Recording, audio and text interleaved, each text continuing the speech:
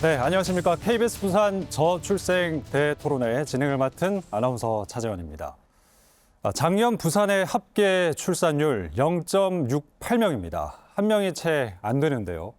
그런데 이것도 사실 그 전년보다 0.02명 오른 수치입니다. 사실 우리 일상에서 0.02라는 숫자는 굉장히 미미한 숫자인데 이 합계 출산율에서 이 0.02라는 숫자 굉장히 지금 좀 환영할 만한 숫자로 받아들여지고 있습니다. 이게 9년 만에 반등한 거다 보니까 뉴스에서도 굉장히 주요 뉴스로 다루고 있는데요.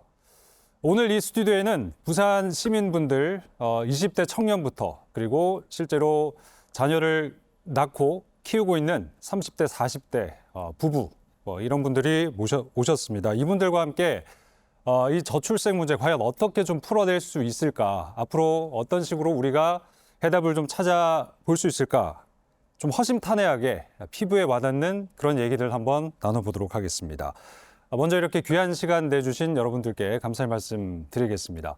자, 그리고 오늘 1부는요, 박형준 시장과 함께 진행이 됩니다. 이 대토론회는 2부로, 1, 2부로 진행이 되는데 이번 주는 시민이 묻고 시장이 답하다라는 주제로 박형준 시장과 함께 저희가 1시간 꾸려보도록 하겠습니다. 자, 그럼 박형준 시장 자리로 모시겠습니다. 큰 박수 부탁드립니다. 감사합니다.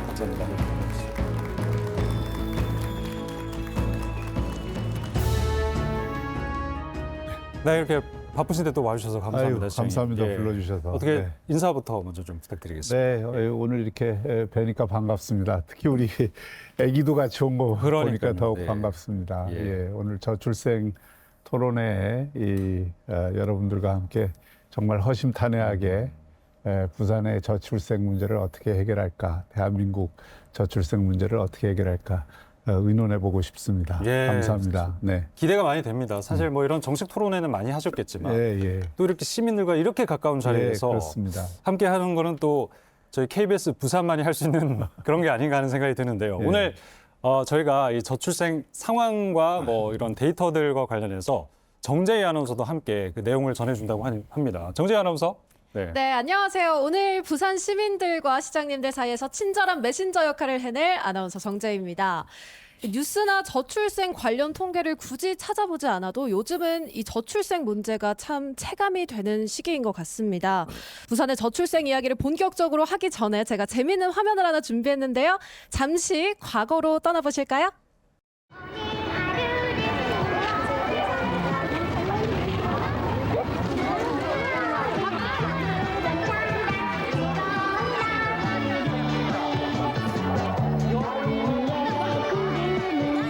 학교 가운데 절반이 넘는 12개 학교가 아직도 2부제 수업을 하고 있어서 심각한 교실 부족 현상을 빚고 있습니다. 좁은 교실에 빈틈없이 학생들이 앉아 있습니다. 책상도 빽빽하게 들어있어 비좁은 통로로 선생님이 겨우 빠져나갈 정도입니다. 이나마 이 교실도 최근에야 겨우 마련됐습니다. 교실이 부족하자 궁여지책으로 교무실을 반으로 나눠 교실로 쓰고 있는 것입니다. 아침반보다 공부가 잘 안 되고 시간 맞추기가 좀 힘들어서 오전반이 더 좋아요. 지구에는 3명씩의 새로운 생명이 자꾸 태어나고 있습니다. 인구 증가율로는 우리나라가 어느 나라보다도 앞서서 거의 폭발적인 것입니다.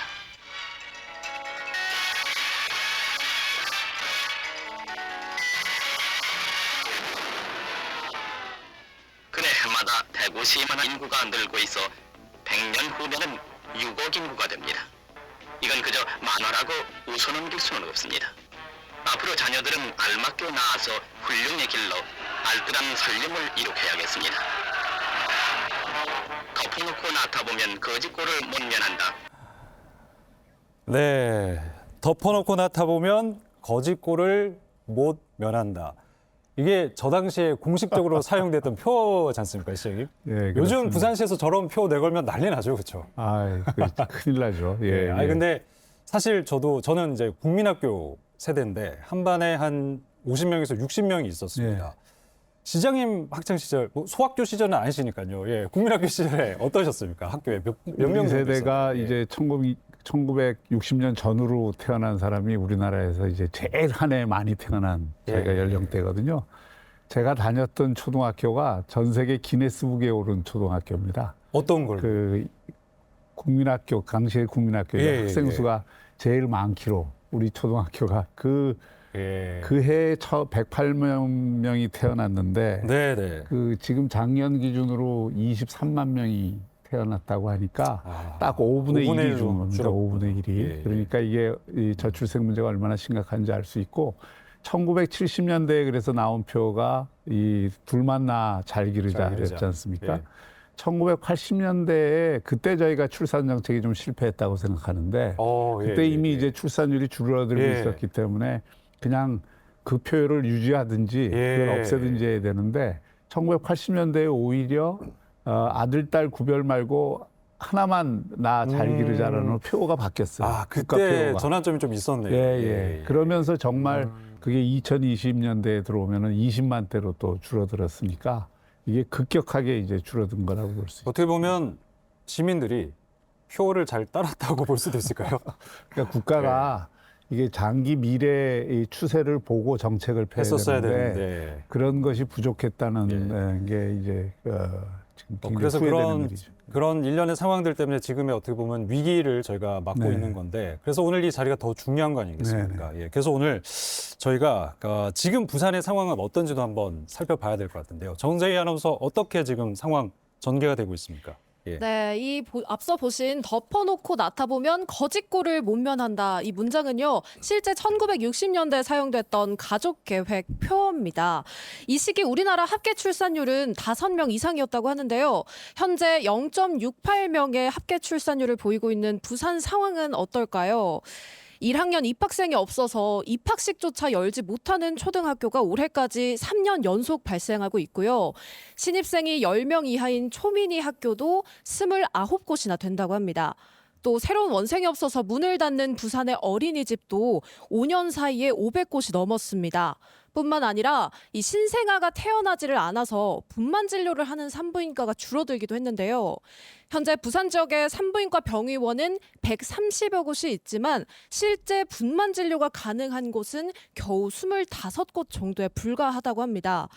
네, 지금까지 우리 주변 또 일상 곳곳에서 부산의 저출생이 체감되고 있는 상황 전해드렸습니다. 네, 지금이 이제 새학년 새학기 초다 보니까 입학하는 학생이 한 명도 없다. 전교생 이제 1학년 입학생이 한 명이다. 이런 또 뉴스도 많이 지금 나갔었는데 제 지인 중에도 이제 교사를 하신 분이 계신데 학령 인구가 줄다 보니까 이제 입학생이 줄고 학교 이제 선생님들이 또 이제 인원 감축이 되는 경우도 있고 사립학교 같은 경우는 그런 경우도 있더라고요.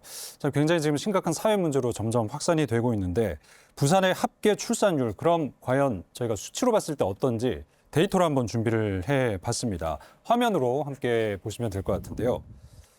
먼저 합계 출산율이라는 것은 여성 한 명이 평생 낳을 것으로 예상되는 평균 자녀 수를 얘기를 합니다. 지난 2015년부터 계속 이렇게 단 한 번의 반등 없이 이렇게 떨어져 오고 있다가 2023년에서 2024년에 한 번 이렇게 살짝 이렇게 반등을 했지만 여전히 심각한 수준입니다. 자, 그럼 시장님께 저희가 질문을 드릴 텐데 일단 총론적으로 이 저출생의 원인 어디에 있다고 보십니까? 여러 가지 이유가 있겠지만 저는 제일 중요한 게 역시 생각의 변화, 인식의 변화라고 생각합니다. 이게 예를 들어서 80년대 이후에 이제 개인화되고 더 고도의 근대 사회로 들어가면서 이제 이 자녀 출산 문제가 일종의 개인의 선택권으로 인식이 되기 시작을 했습니다. 이 배경에 우리가 꼭 인식을 해야 될 것이 동물들의 사회에서도 굉장히 과밀하고 경쟁이 심한 그런 동물들은 새끼를 안 놓습니다. 이 재생산 본능이 굉장히 약해지는데 전 세계에서 보면 이 초저출산이 제일 심한 데가 어디냐면 서울하고 홍콩 같은 데인데 그 공통된 특징이 이 초과밀, 초스트레스를 주는 환경을 만들어 놓을 때 저출생 문제가 굉장히 심각해진다는 게 공통의 특징입니다. 그런데 대한민국은 그동안 이게 경제 발전을 해오면서 개인화되고 자유화된 거는 참 좋은데 예, 예. 문제는 수도권 일극 체제라는 것 속에서 모든 청년들을 수도권으로 이렇게 끌어들이는 힘이 굉장히 강했잖아요. 예. 근데 문제는 그렇게 수도권으로 끌어들인 청년들이 다 이 좀 편안한 환경에서 스트레스를 덜 받는 환경이 아니라 더 치열해지죠. 초과밀 초스트레스 예, 예. 환경 속에서 초경쟁 구조 맞습니다. 속에 뛰어들게 되니까 그 속에서 전부 긴장된 삶을 살 수밖에 없고 특히 그 가운데에서 지방에서 올라간 청년들 같은 경우에 수도권에서 삶의 환경 자체가 굉장히 힘들죠. 어렵잖아요. 예, 맞습니다. 직구하기도 어렵고 예. 출퇴근 시간도 길어야 되고 그러다 보면 이제 선택이 결혼을 좀 늦추는 것부터 선택을 하기 시작해서 예. 그러다 보면 또 때를 놓쳐서 이제 맞습니다. 혼자 사는 선택을 예. 하게 되는 이런 사회 구조적인 요인들이 맞물려서 생각의 변화와 이런 사회 구조적인 문제와 이런 것들이 우리나라에서는 굉장히 극심하게 나타난 거라고 저는 생각합니다. 근데 사실 우리가 내 일상이 행복하다고 느끼면요. 뭔가 좀 풍요로운 거고 예. 그러면 뭔가 이제 주변도 사랑스러워 보이고 그렇지 않습니까? 네. 네, 그러면 자연스럽게 진짜 사랑을 찾게 되고 사랑을 찾다 보면 뭐 가정을 꾸리고 싶고 이렇게 선순환이 돼야 되는데 지금 그러지 못하는 부분이 굉장히 아쉽거든요. 근데 그렇다고 부산 시민들이 행복하지 않냐? 그건 또 아니란 말이죠. 그렇습니다. 2023년에 국회 미래연구원에서 발표를 한 게 있는데 부산 시민의 행복감 지수가요. 10점 만점에 7.19점입니다. 예. 시민들이 그렇게 호응을 하시는 것 같지는 않은데 어떻게 이렇게 나왔거든요. 이게 전국 1위예요. 이게 특광역시 중에. 자, 그러면은 이렇게 행복한 도시에서 살고 있는데 그럼 왜 아이 낳는 건 이렇게 기피를 하는 것인가. 그래서 저희가 부산 시민들의 의견을 한번 들어봤습니다. 정재희 아나운서 소개해 주시죠. 네, 제가 준비했습니다. 부산을 곳곳을 직접 다니면서 부산 시민분들께 부산의 저출생 원인이 무엇일까요? 하는 질문을 던져봤는데요. 정말 다양한 원인이 나왔습니다. 지금 그곳으로 함께 가보시죠.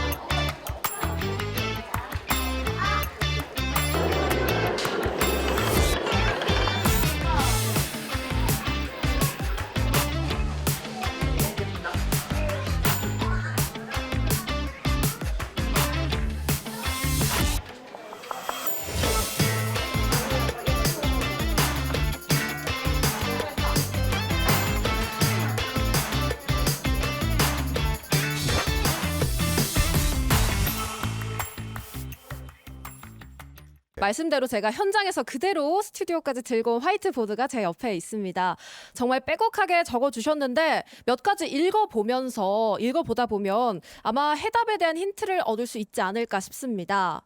그 쭉 보다 보면요. 가장 많이 보이는 게 비용적인 문제인 것 같습니다. 뭐 돈 문제도 있고요. 비싼 사교육비 뭐 이런 등등등의 비용 문제도 보이고요. 자, 여기 보시면요. 부산은 일부 지역을 제외하면 육아 친화적인 도시 환경이 미흡한 것 같아요. 아이를 키우기 좋은 공원이나 놀이시설, 돌봄 서비스 등이 충분하지 않은 것 같습니다.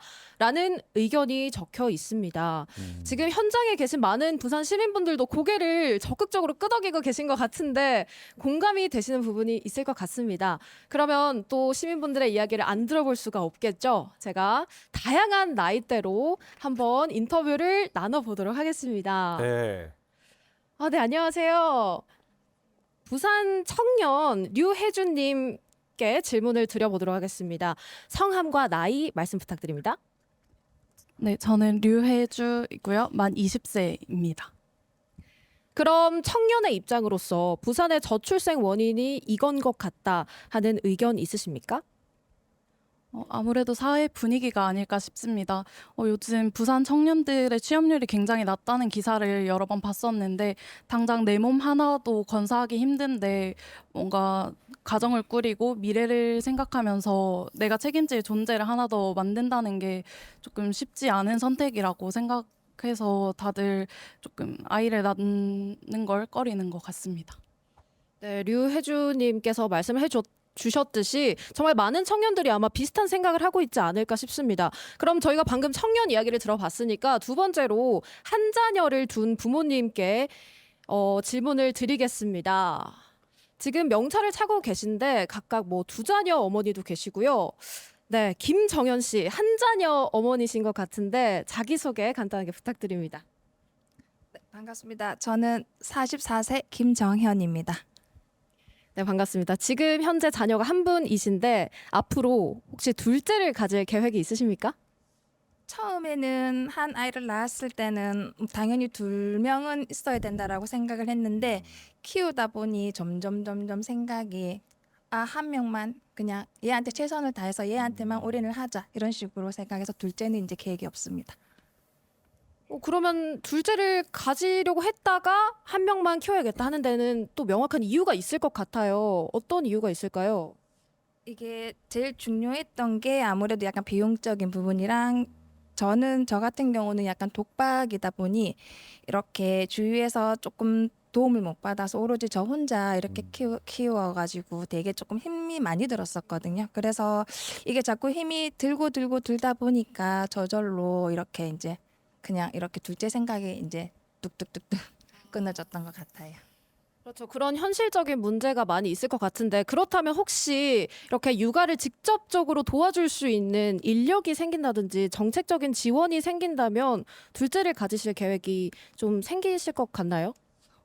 지금은 현실적으로는 안 되는데 만약에 그런 이렇게 정책이나 이렇게 도움의 손길이 많으면 물론 제 지인을 들어봐도 되게 좋을 것 같아요. 둘째 생각이 날 수 있을 것 같아요. 네, 말씀 감사합니다. 네, 여기까지 들어보겠고요. 사실 원인을 잘 파악해야 정책에 반영이 잘 되지 않을까 싶은 마음에 질문을 던져봤습니다. 이 귀한 메모지들은 제가 한 장 한 장 떼서 방송이 끝날 때 박형준 시장님께 조심히 전달 드리도록 하겠습니다. 네, 사실 이렇게 질문을 하러 가면 눈을 피하기 마련이신데 아마 여기 오신 분들은 할 말들이 많으셔서 적극적으로 아이 컨택을 하셨고 또 질문 또 의견을 많이 얘기를 해주셨습니다. 뭐 들어보니까 참 다양한 원인이 있는 것 같고요. 예. 근데 사실 저출생 문제를 해결하기에는 딱 뭐 비책 하나로는 안 될 것 같긴 합니다. 근데 이제 시장님께서는 워낙 많은 또 정책들 만드셨고 또 다루어 보셨을 것 같은데 이 저출생 관련 정책 이게 좀 어렵다고 느끼십니까? 어떻습니까? 예, 가장 어렵죠. 사실은 지금 말씀하신 게 다 맞는 말씀입니다. 정말 아이 드는데 기본적으로 필요한 비용도 많이 들고 또 적정한 일자리가 있어야 되고 또 요즘은 남녀가 다 직장을 갖는 경우들이 많은데 아이를 봐줄 돌봄이나 보육 또 이런 것에 대한 충분한 인프라가 있어야 되고 또 우리나라가 언제부터 완전히 사교육 의존 교육이 되나서 그 사교육을 감당할 수 있는 어떤 그 자신감이랄까 또는 그런 부분들이 있어야 되는데 그게 힘들다고 생각하니까 아이를 더 갖는 것에 대해서 자꾸 저하게 되는 이런 현상이 벌어지는 거죠. 사실 우리 저출생 정책들도 정부 대책들도 그런 것들을 부분적으로 보완하고 또 해결하기 위해서 어마어마한 예산을 써서 사실은 진행을 해왔습니다. 그런데 그게 별로 효과가 없는 거죠.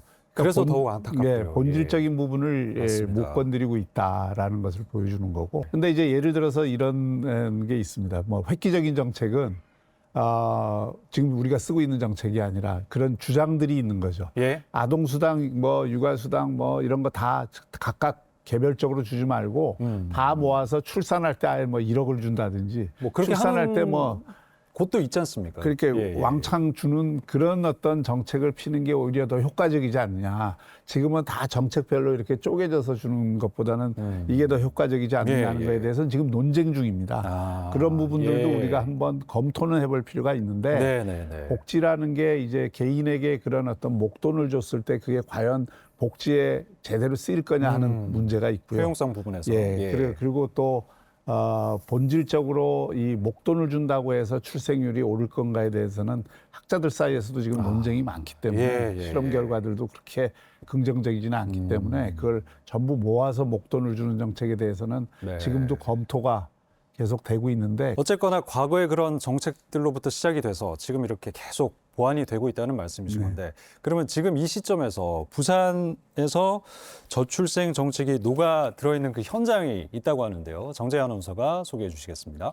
네, 현재 부산시는 다양한 정책, 저출생 정책을 펼치고 있는데요. 그중에 힘쓰고 있는 것 중 하나죠. 아이들을 위한 문화 공간 조성입니다. 아마 여기 계신 부모님들도 한 번씩 들어보셨을 것 같은데요. 어린이 복합 문화 공간 들락날락에 다녀왔습니다. 그 현장으로 함께 가보시죠.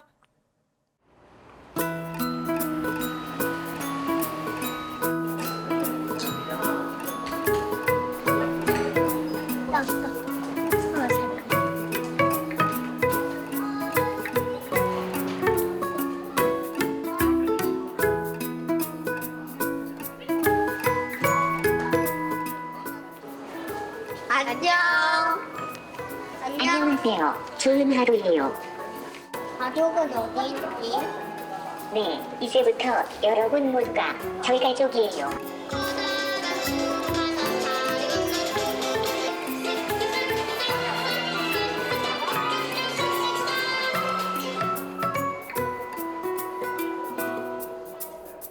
날개로 팔을 끌어줘.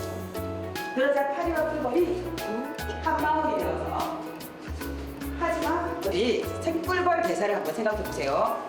내가 먼저 꽃송이에 있었거든. 그런데 네가 갑자기 와서 내가 깜짝 놀랬잖아.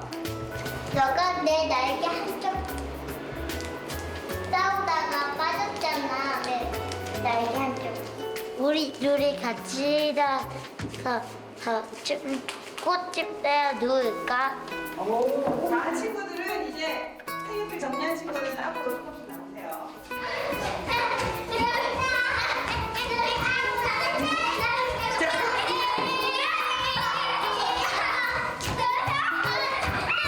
뭐가 재밌었냐면 책 읽는 거랑 역할놀이가 진짜 재밌었어요.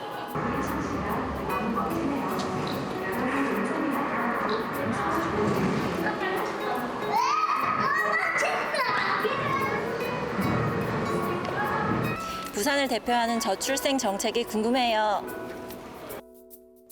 네, 부산을 대표하는 저출생 정책 질문 주셨는데요. 방금 보고 오신 들락날락은 부산을 대표하는 저출생 정책 중 하나이자 박형준 시장님의 공약이었기도 합니다. 여기 계신 많은 부모님들 중에 들락날락을 이용해 보신 분들 계실 것 같은데요. 혹시 이용해 보신 분은 손을 번쩍 들어주실 수 있을까요? 상당히 많은 분들이 이용을 네, 그럼 해보셨네요. 마이크를 예. 전달해 보도록 하겠습니다. 네, 박은희님께 마이크 전달해 드리도록 하겠습니다. 네, 아이들이 진짜 들락날락을 이용하면 어떤 점을 가장 즐겁게 이용을 하던가요? 저희 아이는 이번에 3학년, 초등학교 네. 3학년이 됐는데요. 그러니까 도서관에 가면 네. 이제 인기 있는 책들은 낡은 경우가 되게 많은데 이제 흔한 남매나 이렇게 보고 싶은 책들이 새 네. 책으로 다 준비되어 있어서 기분 좋게 책을 읽을 수 있어서 너무 좋다고 하고요. 네.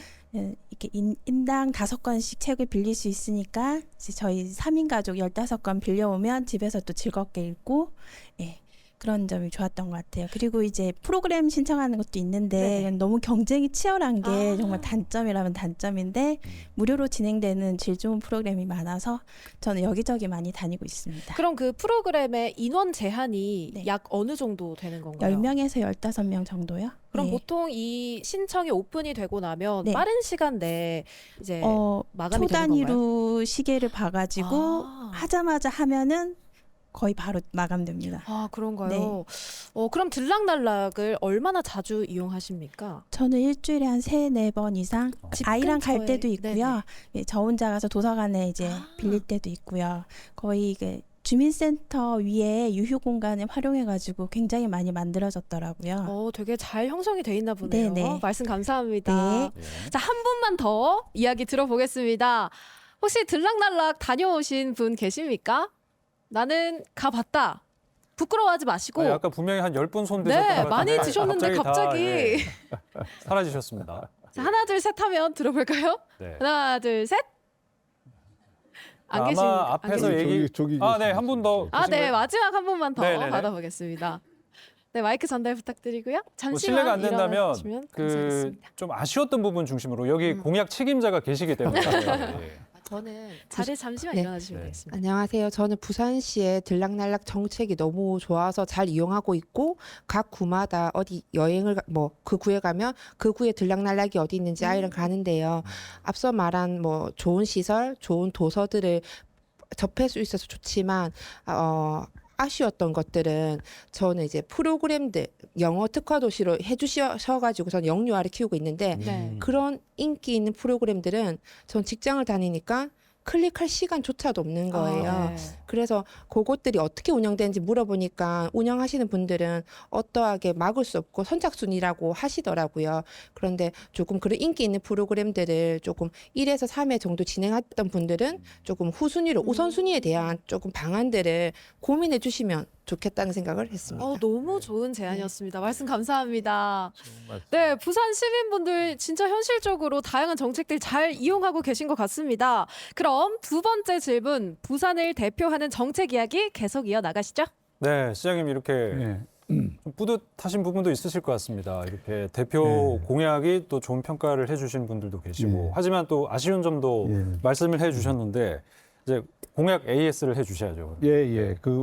제가 좀 뿌듯하게 생각하는 것은 어린이 문화 복합 공간 들락날락은 전국에서 우리만 하는 정책입니다.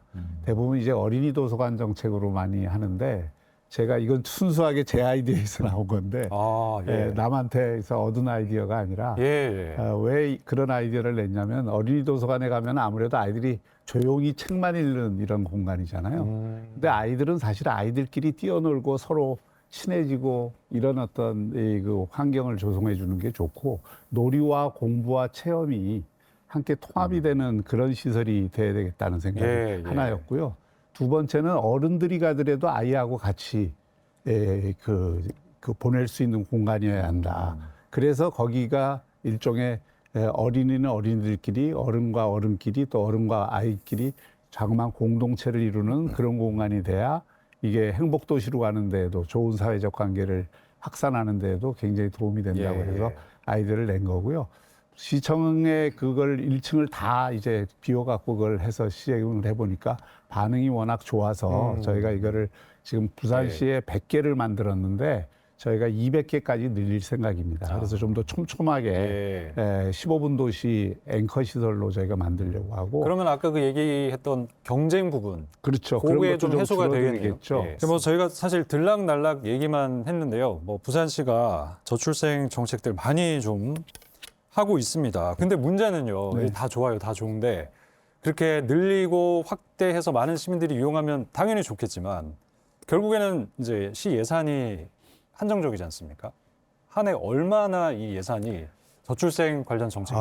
이게 저출생 예산은 2개가 있는데요. 큰 틀에서요. 큰 틀에 보면 이제 이게 개념이 와 닿으실지 모르겠는데 저희가 저출생에 쓰는 예산 다 합치면 1조 3천억 정도 됩니다. 금년 기준으로. 부산시 한 해 예산이 한 16조까지 올랐는데요. 이제 저희가 그 중에 한 46%가 복지 예산인데 그 복지 예산에도 이제 특히 그 고령 인구를 대상으로 한 복지 비용들이 제일 많고 또 장애인들이나 뭐 이런 여러 가지 취약계층을 위해서 쓰는 비용이 많은데 그 복지 예산의 일부가 여기에 이제 포함이 되고요. 또 이제 육아, 또 교육, 보육과 관련된 예산들이 포함이 되는데 또 출산 관련된 예산 이런 것들이 다 포함이 돼서 한 1조 3천억 정도 됩니다.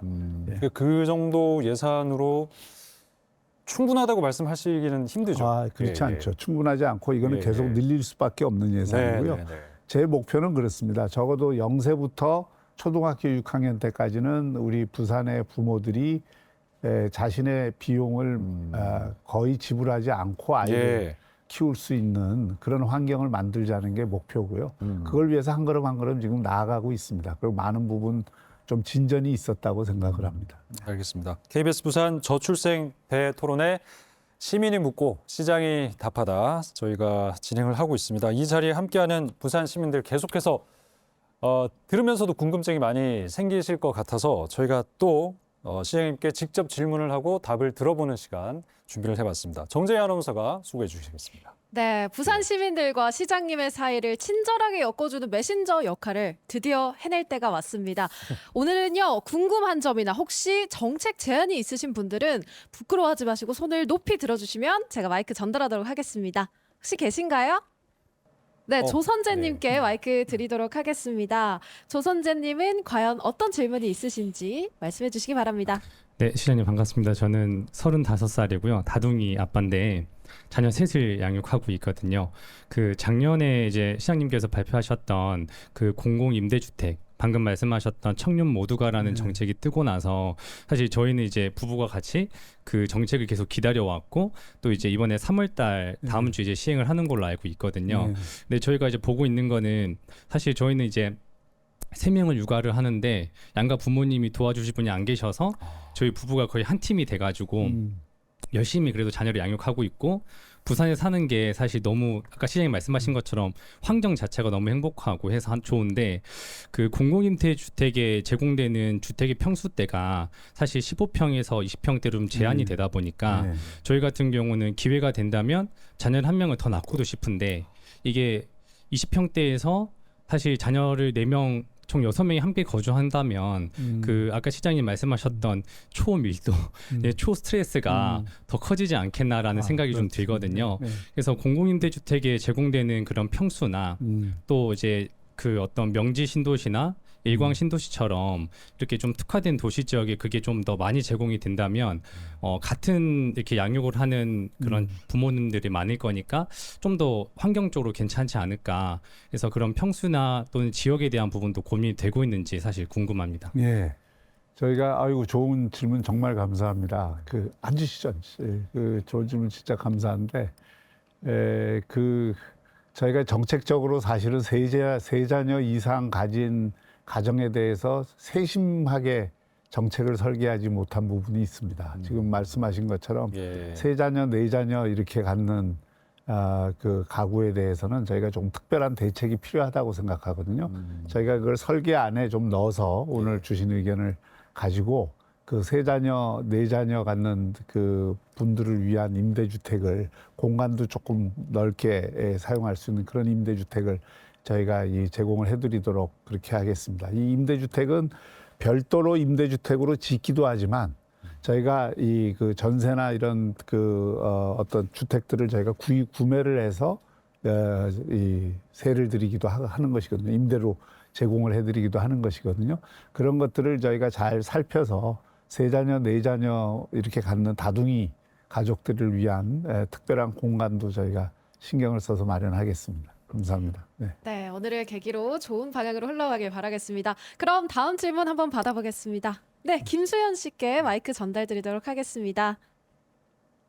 네, 질문 주시죠. 네, 안녕하세요, 시장님. 저는 현재 6살 아이 한 자녀를 양육하고 있는 김수연인데요. 저는 저희 아이가 4살 때 2023년도에 급성 후두염으로 이제 산소가 떨어지고 이 119를 신고해서 호흡곤란을 겪은 적이 있어요. 119에 신고해서 바로 소아 전문의가 있는 대학병원에 전화를 하는데 119에서 5군데, 저희 집에 진구에 거주하는데도 부산 권역에 있는 대학병원에서 다 소아 전문의가 없어서 당직이 없어서 안 된다라고 하셨고 저희 아이는 그때 당시 산소 포화도가 점점 떨어지는 상황을 겪었어요. 그래도 그나마 다행인 게 이제 부산에 있는 토성동에 있는 부산대학병원에 그날 유일하게 당직이가 있어서 진료를 보았는데 많은 정책들을 누릴 수 있는 아이의 생명이 정말 의료 공백이 있어서 시장님께서 생각하시는 청사진이 어떤지 저는 개인적으로 궁금해서 의견 납습니다. 네, 아이고 참 좀 예. 가슴 아픈 맞습니다. 얘기입니다. 예, 그리고 심각한 얘기고요. 예. 지금 우리 의료 문제가 여러 가지 어떤 우리나라 의료 체계가 다른 면에서는 좋은 점들도 많지만 비어 있는 공백 부분이 확실히 있습니다. 예, 이게 이제 예. 소아 의료 쪽하고 응급 의료 쪽이 이게 비어 있는 부분들이 있는데 지금 그 전체가 지금 우리나라 전체가 겪고 있는 문제죠. 근데 이제 부산의 경우에도 저희가 적어도 소아의 경우에 그런 어떤 어려움을 당하지 않도록 하기 위해서 우리가 이제 우선 달빛 어린이 병원을 8개까지 확대를 해서 밤에도 아이들이 이제 급하게 아플 때 찾을 수 있도록 했고요. 소아도 지금 이제 경증 환자와 중등 환자와 그다음에 이제 그 중증 환자 이게 이제 구별이 되지 않습니까? 급성 환자라고 하더라도.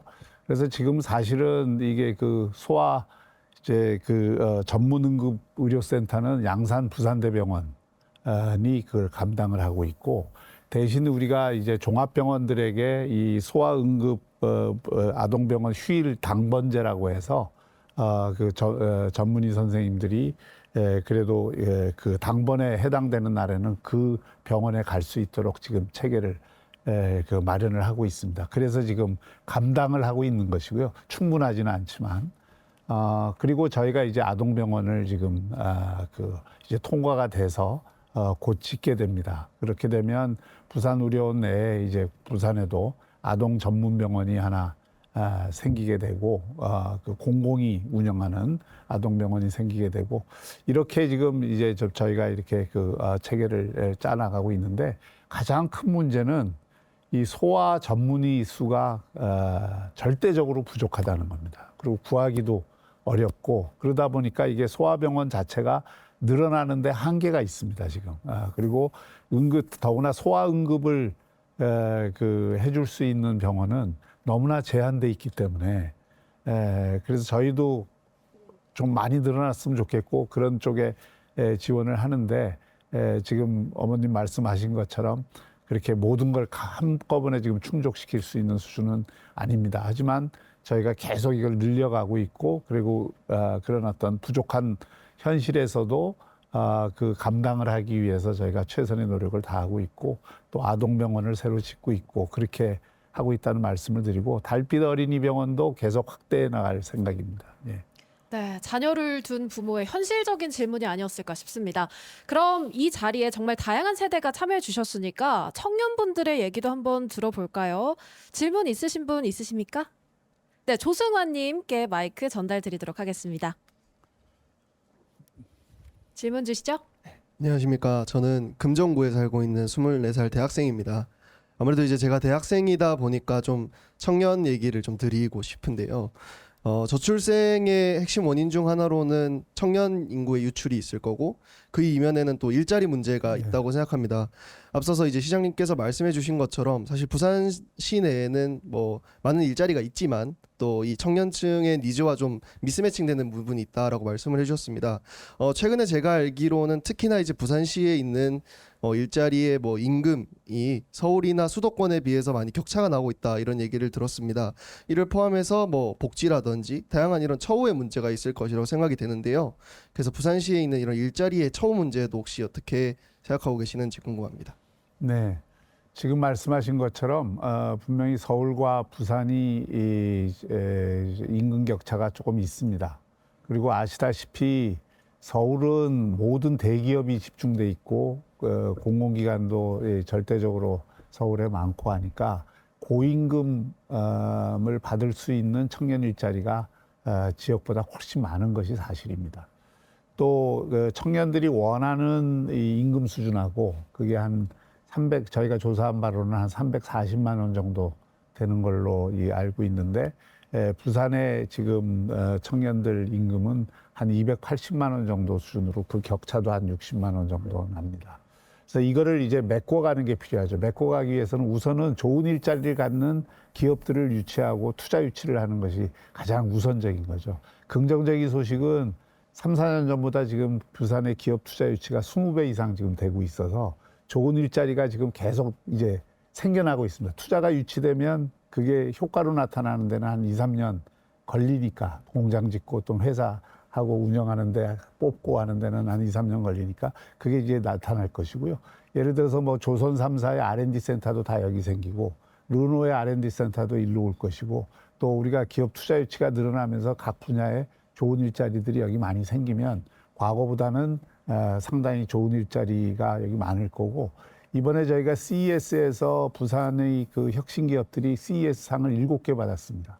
부산에도 좋은 혁신 중소기업, 혁신 벤처 기업들이 많은데 우리 청년들이 거기에 조금 더 눈을 기울였으면 이게 관심을 기울였으면 좋겠다. 눈을 두고 그리고 그런 기업 가운데 성장 가능성 높은 기업들이 있으니까 너무 그냥 대기업 위주, 공공기관 위주로만 생각하지 말고 그런 것도 한번 생각해 주시면 좋겠다. 그렇게 하면은 지역에서도 얼마든지 그 좋은 일자리를 찾을 수 있다. 왜 제가 이런 말씀을 드리냐면 똑같은 소득을 갖고 서울에서 사는 거하고 부산에서 사는 거하고 부산에서 소득이 좀 적더라도 앞으로는 더 늘려야 되겠지만 여러 가지 지원을 받고 또 부산의 이 전체적인 물가 환경을 생각을 하면 부산에서 사는 것이 결코 작은 것이 아니다. 이런 생각을 가질 필요도 있다고 생각합니다.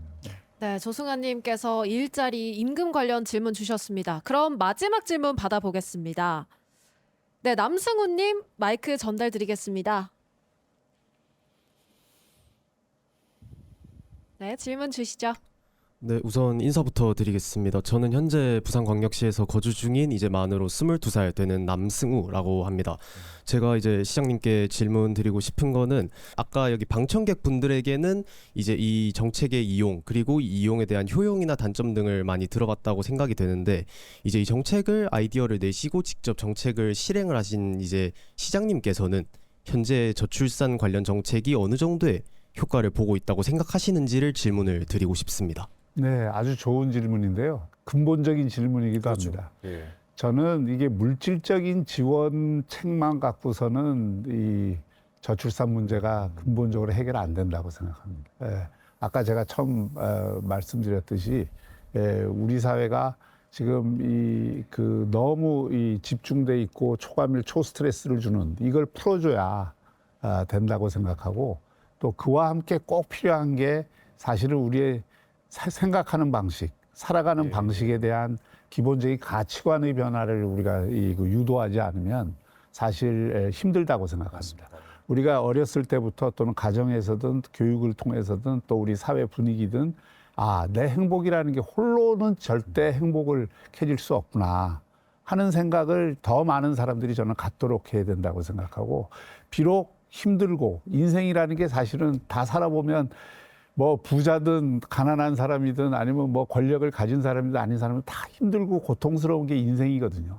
근데 그 힘들고 고통스러운 환경 속에서 나에게 행복을 주는 거는 결국 관계고 그것이 가족이고 그게 우리 아이들이고 이 부모로서의 나의 어렵고 힘들고 고통스럽지만 그걸 극복하는 과정에서 얻는 즐거움과 보람 또 아이들과의 관계 속에서 오랫동안 지속할 수 있는 인생에 있어서 그런 어떤 행복 이런 것에 대한 가치를 중점적으로 두는 이 환경이 저는 마련돼야 된다고 생각합니다. 그런데 우리는 너무 저출산 대책을 물질적 지원 정책 중심으로 하다 보니까 사실은 그게 다 파편적이거든요.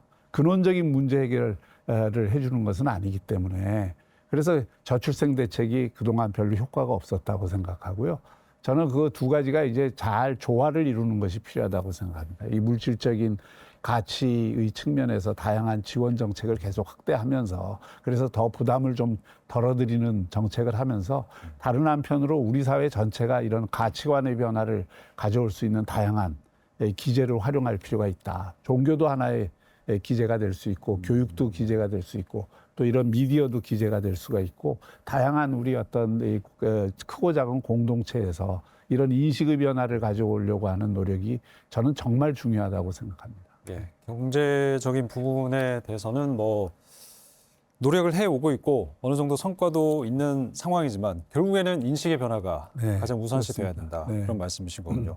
그래도 오늘 이렇게 시민들의 어떤 생활 밀착형 질문과 문제점에 대한 지적들 많이 들으셨으니까 좀 더 나은 정책이 나오지 않을까 저희도 기대를 한번 해볼 거고요.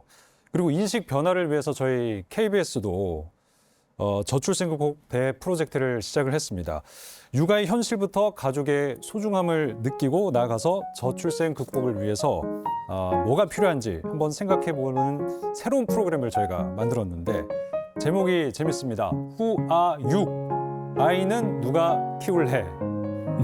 라는 제목의 새로운 프로그램 3월 25일 화요일 저녁 7시 40분에 첫 방송이 시작이 됩니다. 많이들 보시고 좋아요도 좀 눌러주시면 감사하겠습니다. 예. 이제 이 대토론회 오늘 1부 이거 마칠 때가 이제 됐습니다. 사실 저희가 제작진도 그렇고 저도 그렇고 상당히 처음에 조심스러웠던 게 너무 이 절망적인 상황에만 매몰돼서 희망을 놓치면 안 된다라고 생각을 했는데 그래서 그 0.02라는 숫자, 정말 미미한 숫자지만 시장님은 이 결과를 매년 봐오셨잖아요. 근데 0.02% 증가했다라는 소식을 들었을 때 기분이 어떠셨나요, 그때? 굉장히 중요한 저는 터닝 포인트가 마련된 것 아닌가 하는 생각을 가집니다. 이게 추세가 중요한데 추세가 계속 떨어지다가 하여튼 약간이라도 반등의 기미를 보였다는 것은 희망이 있다는 얘기고요. 저희가 이제 앞으로 10년간 계속 이렇게 0.2씩 이렇게 올라가다 보면 또 그것이 어느 순간 1까지 갈 수 있는 거거든요. 또 혹시나 그 증가가 일시적인 게 아닌가는 또 걱정도 할 수 있잖아요. 그럴 수도 있어요. 그거는 지금 우리가 단정은 못합니다. 이게 지금 추세적으로 다시 이제 유턴을 한 것인지 아닌지는 단정은 못하지만 적어도 제가 느끼기에는 이제 그 유턴 현상이 어느 정도 지속될 수 있겠다는 생각을 갖습니다. 네, 오늘 이 대시민 토론회를 통해서 이렇게 아주 어떻게 보면 날것의 질문들, 좋은 아이디어들도 많이 들으셨는데 뭐 끝으로 마무리 말씀해 주신다면요. 네, 저희 부산시도 열심히 하겠지만 우리 시민 여러분들께서도 이것은 다 함께 노력해야 되는 문제이기 때문에 다 좀 거둔다는 생각으로 함께 해주셨으면 좋겠고요.